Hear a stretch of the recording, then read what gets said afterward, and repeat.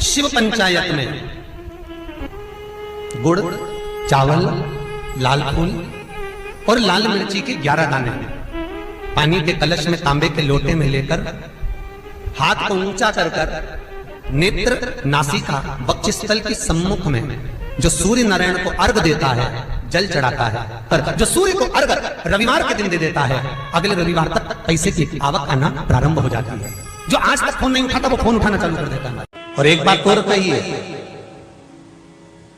अगर कोई बड़ी बीमारी है, कोई बात आपको शंकर भगवान से कहना है, तो रविवार के दिन जब सूर्य को अर्घ देंगे तो वही कलश रख देंगे अर्घ दिया हुआ, फिर उसको आपको धोना नहीं है।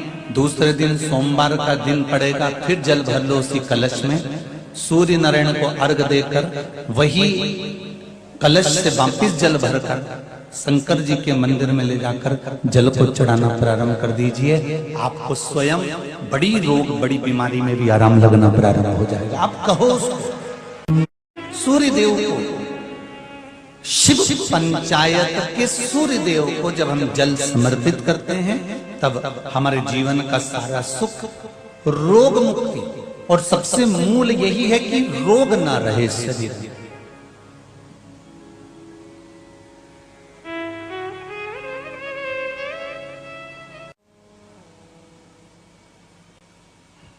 जैसे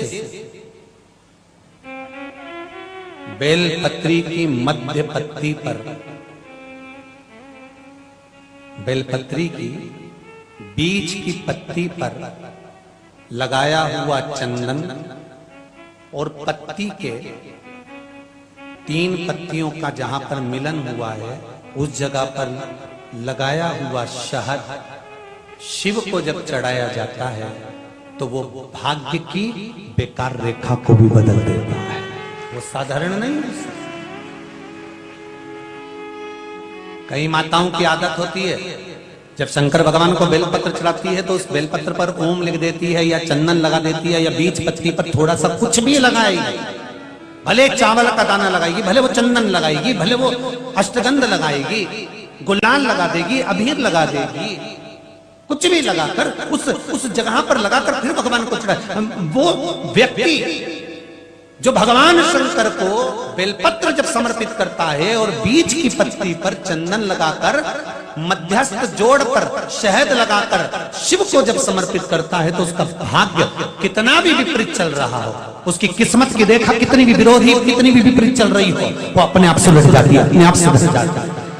उसको सुधारने के लिए कोई दूसरा नहीं आता। आप अपनी किस्मत को संवार सकते हो, आप अपनी किस्मत को संवारने में देरी नहीं कर सकते, आप स्वयं संवार सकते। आप सूर्य को अर्घ देना प्रारंभ करिए। अपने शरीर से, मस्तिष्क से तांबे का पात्र 8 इंच की दूरी पर रखकर सूर्य नारायण को उस जल में से देखो, जो जल नीचे आप सूर्य को चढ़ा रहे हो, उस जल में से देखते हुए सूर्य को अर्घ देना प्रारंभ करिए। और धीरे धीरे, अगर बीमारी है तो बिल्कुल स्लो एकदम धीरे धीरे उस पानी को छोड़िए। और पानी को छोड़ने के बाद आप बाबा का केवल सूर्य की आराधना, सूर्य को जल देना प्रारंभ कर दीजिए। 15 से 20 दिन कर देखो, धीरे धीरे शुगर और बीपी लेवल में आना प्रारंभ हो जाएगी। अर्घ तो दो, जल भी तुम्हारा, पानी भी तुम्हारा, सूर्य नारायण भगवान भी आपके, और ये शरीर भी आपका। आप अगर स्वस्थ रहोगे तो उसमें सियोर वाले महाराज का कुछ नहीं आना जाना है। बस इतना जरूर जानता हूं कि घर का बेटा, घर का पुरुष, घर की माताएं जब सूर्य को अर्घ देना चालू कर देंगी, तो ये पक्का है कि किसी माँ की गोद नहीं उजड़ेगी और किसी माँ का श्रृंगार नहीं उजड़ेगा। ये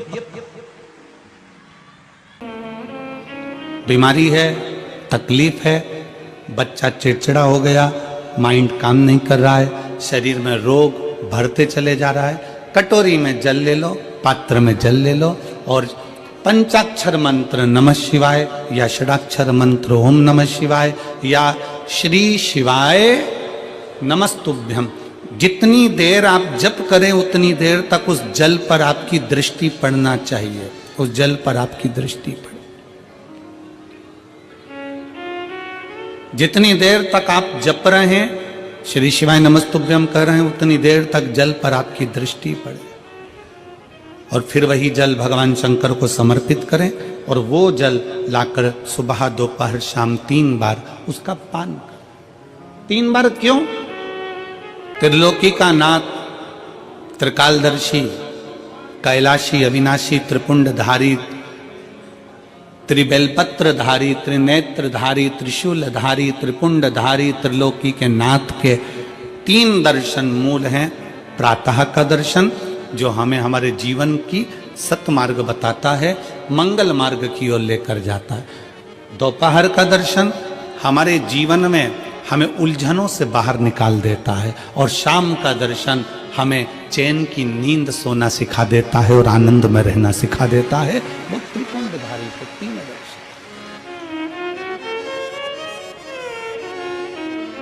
वो कहते हैं ना कि गरीब तो इतना हूं, गरीब तो इतना हूं कि एक गधा भी नहीं खरीद सकता।